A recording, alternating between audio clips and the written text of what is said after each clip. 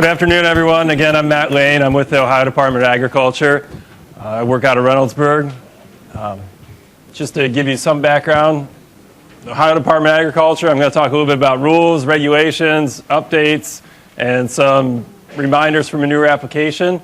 To give you an idea of who I am and how our department works, this is our organization chart for the department. There are 3 divisions there that really oversee nutrient application. So we're organized so all nutrient application stuff is at the Department of Agriculture. There's the Division of Plant Health. They oversee commercial fertilizer, application of fertilizer. If you have a fertilizer certification, applicator certification, that's through the Division of Plant Health. That's not who I work for. Then there's the Division of Livestock Environmental Permitting. They permit the largest farms. To update you from last year, Kevin Elder would have been up here giving this presentation as the chief of the Division of Livestock Environmental Permitting. And the last year he's retired. And so now I'm up here giving this presentation on manure application. And I work for the Division of Soil and Water Conservation. And we regulate all the other farms, all the farms that aren't permitted in the state and that apply manure. And I should put an asterisk on this slide. I stand up here and I say that Ohio Department of Agriculture regulates all nutrient application. There is one exception, that's the Ohio EPA. They have authority over biosolid application. So all the biosolids going out, that's under Ohio EPA. So we all have our own rules, our own regulations. Each division has their own chapter in revised code and chapter in administrative code. And I'll give some updates and talk about a little bit of each of those and how they're the same and how things are evolving. So like I said, Division of Livestock Environmental Permitting, they work with the largest farms. There are only about 250, a little over 250 of those farms in the state. This is a map that shows where they are. There's a little animal for each type of species. You can see they're pretty heavily clustered in west central Ohio. But throughout the state, that's where the permitted operations are. Again, that's DUEP.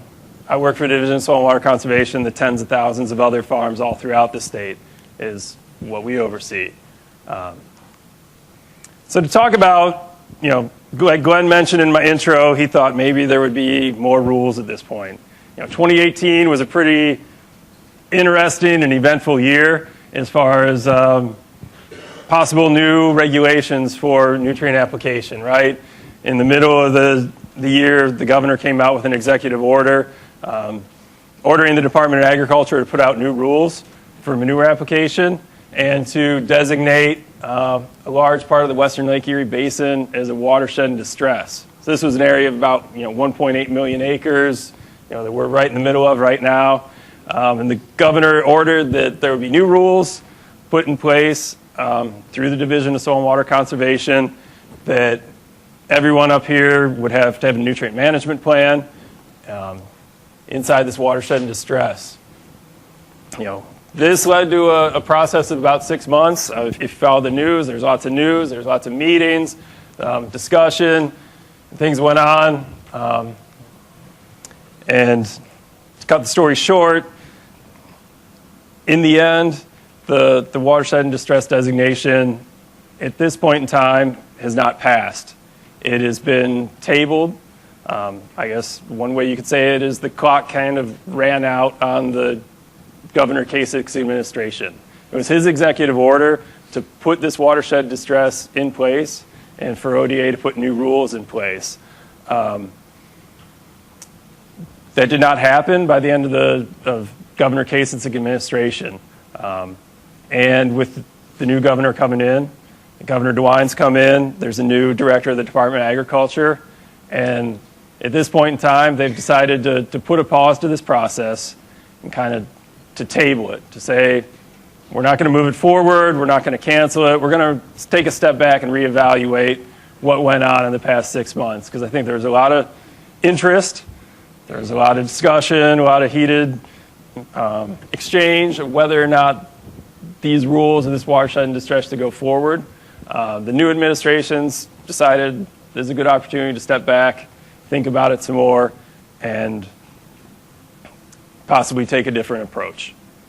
And that's about all the insight I can offer you at this point. It's pretty early into the new administration and where this is going to go. But as far as updating you on what are the new rules for 2018 or 19, what are the new rules, there are no new rules at this point. The same rules that were in place last year are the rules that are in place this year. That's the same for permitted farms, for non-permitted farms. Nothing's changed in our rules.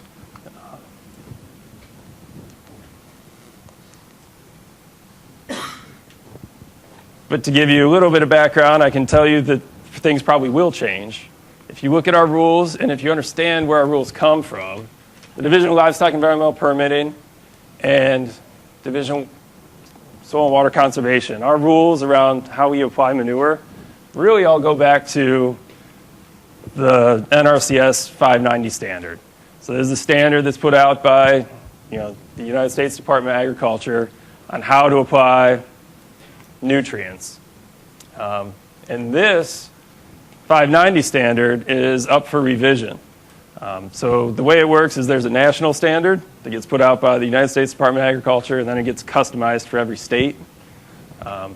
Right now, the national standard was posted and was up for comment, and now it's up for review.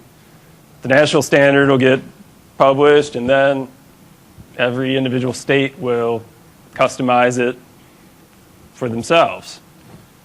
When Ohio's gets redone in the next couple of years, that'll be a new basis for how manure gets regulated in Ohio. The Division of Soil and Water Conservation, our rule for manure application is about as simple as it says basically follow 590. That's almost the extent of our rule. It says minimize the risk when you apply manure by following 590. So when 590 changes in a couple of years, it could change the rules, the setbacks, and how manure gets applied. So this is happening in the background. And another thing that's happening in the background is the TriState Recommendations. In 590 always says, apply according to your TriState Recommendations for fertility. If you're not familiar, TriState's undergoing revision. I don't want to steal anyone else's presentation, but tomorrow at 12:45, Dr. Kuhlman's going to talk about revised fertilizer levels for P and K that may go into TriState recommendations. So those are changing also in the background. So with 590 changing, with TriState changing, I look forward to in the next couple of years how we apply manure, and the regulations around that could also be changing. Is the P index going to change? The question in the front, is the P index going to change? It's a good question. I don't know. Should the P index change? Oh, now you're should the P index change? Now you're going to ask me my opinion. I don't have opinions about that stuff. Kevin trained you well.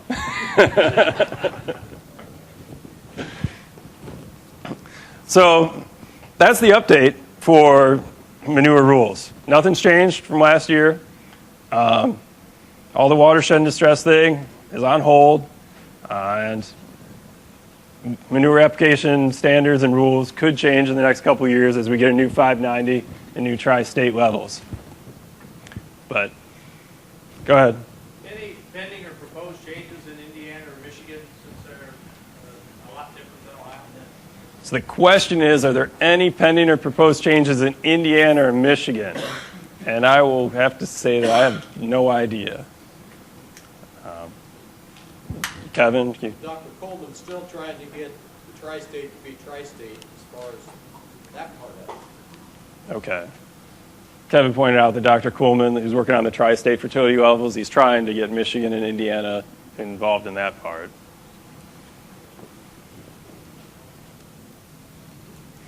Yeah, I'm sorry. I'm Ohio Department of Agriculture, kind of blinders on, focused on. But now I got you all in the room. I just want to talk a little bit about manure application, where we see the problems, and just give reminders on what the rules are and where problems have been in the past year. When we go out on complaints, when we see problems, when we see pollution coming from manure application, it typically has to do with these three things: setbacks, application rates, or monitoring. So when I'm talking setbacks, you know what I mean. This is a field map where there's a sensitive feature right through the middle. There's a ditch run through the middle. And this is a map that Soil and Water District made up where they went and said, okay, if you're going to be applying manure here on frozen ground, you got to keep 200 feet off this ditch. That's the setback. They draw in the setback and they figure out, they calculate this field down and say, hey, well, it's a 28-acre field, but once you put in the setbacks, you only have 19 acres available. These setbacks come right out of 590 for the Division of Soil and Water. We just take that table right out of the 590 standard and we say, hey, you got to follow this table. You go across the top, figure out how you're applying, what your sensitive feature is, and look up a setback. So when I say 590 might change, these setback tables are in 590. They could change. Division of Livestock Environmental Permitting, permitted farms, they have a very similar table, but some of the numbers are different. If you really study it, you'll find a couple that are different. Their setbacks may be bigger. If there's a difference, this table tends to have a little bit larger numbers in it, bigger setbacks for some places. But for the most part, they're the same, and this is also based out of 590. This is just an example of photo, someone not following setbacks. This is the hog barn here, country road here, ditch right here, dragline manure application. The official setback's 200 feet. Should be 200 feet off the ditch. And this is pretty much in the ditch right here. So, and people will ask me sometimes, do I like my job, all that stuff. Hey, Matt, do you really think you're going to make a difference in Lake Erie, regulating all this manure? Do you really think it's going to prevent all the nutrients from getting in the lake? But it's important to remember that our regulations about manure aren't just about nutrients. When these regulations for manure were set up and all these setbacks were put in place, it's not just about keeping phosphorus out of the water. It's about keeping manure out of the water. It's about keeping the bacteria. It's about keeping the ammonia. And there's the biological oxygen demand that goes along with that. So when this stuff ends up in surface water, it's not just the nutrients that end up in the lake that we're worried about. We're worried about that immediate impact that can kill fish right in that stream. Take all the oxygen out and kill all the fish, or that bacteria can end up floating right by some community's water source. And they're pumping water right out of that river into their reservoir to drink, and this slug of manure is going past. So, there are other things we're always thinking about with these rules too, not just, or that's the reason for the rules isn't necessarily nutrients. That's not the reason the rules were maybe written in the first place. The reason is just to keep a lot of the stuff associated with manure out of the water. This is another good example of a manure application on snow that got away. I can show you guys some photos from time to time. This is a good one that happened where it flowed into this private lake. You can see these homes in the background here. This is a dock. Somebody has right on this lake. All the liquid manure ended up melting and flowing. And this was really dramatic because there was an ice layer on top of the lake. And when this manure flowed into the lake, it flowed on top of the ice layer and just filled up the whole lake on top of the ice with liquid manure water. So it was a pretty dramatic pollution event that we had a couple years ago due to application of manure on frozen ground and snow. So the other thing that we look for when we go out for manure complaints are application rates. Application rates can get people in trouble. How do we determine if people are putting on too much? I guess three ways. They're putting on too much volume, they could put on too much nutrients, or they're just putting on too much for the soil to handle. How do we figure if they're putting on too much volume? Again, this comes right out of 590. There's a table in 590 that says, hey, here's the time of year, and then there's just a total tons or gallons you can apply based on the time of year and kind of how you're applying. And there's a different table for the fields if they're tile drained or not tile drained. So if we're talking about 590 possibly changing, this is part of 590. So this is the table that is for soil and water for non-permitted farms. Very similar table for permitted farms. Looks the same numbers in it. And then people can also over-apply for nutrients. And how do we go back? That gets tied back to either TriState, or we have, for phosphorus, for nitrogen, we say you can't apply more than the needs for any crop. Putting on a legume, you can't put on more than 150 pounds an acre. For phosphorus, we have a soil test risk. So you take the soil test and see how much phosphorus is already there, and that determines how much manure you can apply. We have a cutoff at 150 pounds an acre, or 150 ppm. If it's at 150 ppm, you can't apply any more manure to that field. Excuse me. And the total application rate of phosphorus should never exceed 250 pounds an acre. So certified livestock managers, these are people who are professionally applying manure. They apply so much, they have to get certification. They're required to have a sample of the manure and a soil test when they're out there applying manure. This is a good idea no matter if you're CLM or not. If you're out applying manure, to have soil tests to know how much nutrient the field needs and how much nutrient you're putting on. These are the two key things you need to do the math to figure out how much is too much nutrients. It's not required if you're not applying outside of a permitted facility, but it's certainly a good idea to get the math done. This is the phosphorus soil test risk assessment. This is also as part of 590. This is in 590. This is where I said if your soil test is at 150 ppm, you can't apply any more manure. This is in the 590 standard. If we're talking about 590 potentially changing, this is where it would be and could potentially change Ohio's regulations. Another place people get into trouble with is applying too much manure for the available water capacity. This is a test where we ask people to look at the top 8 inches of the soil and figure out how much water that soil can hold before you go out and put down a 1/4 inch of liquid equivalent on the soil. Can the soil hold that 1/4 of an inch?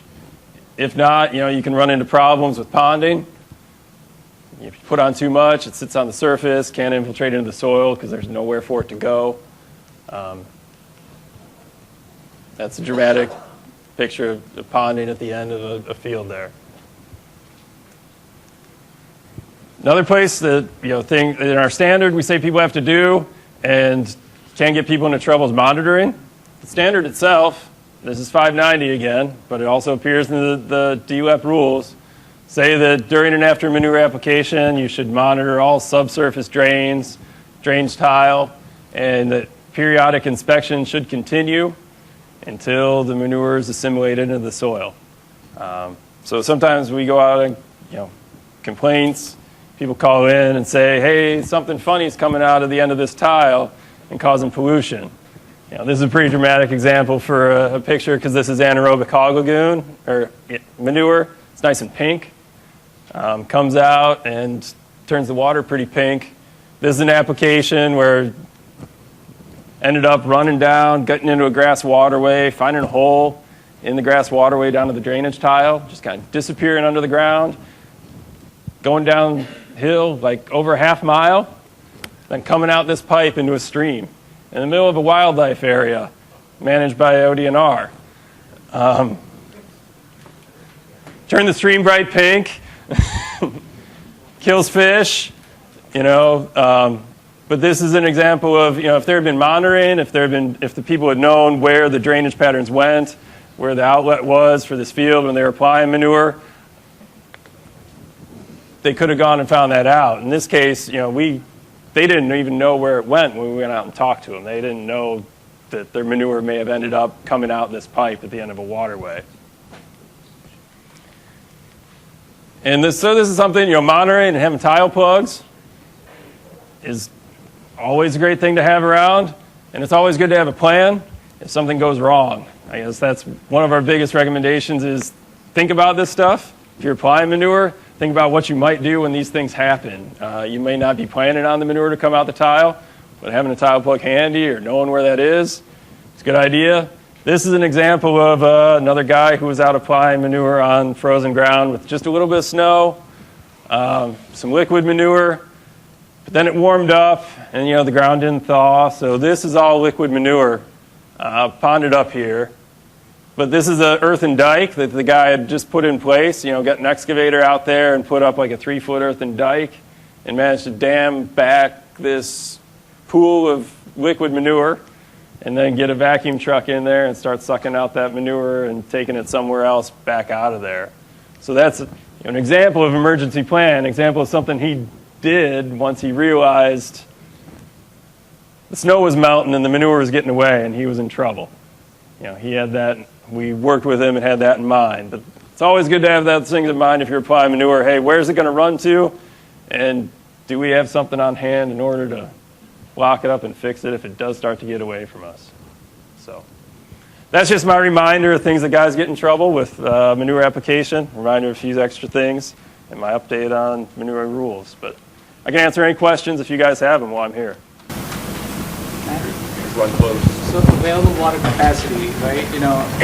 For AWC, what does 590 say? Like, what data where should the data come from? For AWC, available water capacity, is it from Sergo or is it like soil test, or how do you determine available water capacity? Okay, so his question is about available water capacity. How do you determine available water capacity when you're going to apply liquid manure? It's inside 590. Part of that table is a field test where you're doing a manual, you're feeling the soil to see how much water's in it. Is it really brittle, or is it, you squeeze it and water comes out of it, and you can figure out how much, based on the texture of the soil, how much manure can go into it. All right, well, thank you everyone for your time. Thanks, Matt.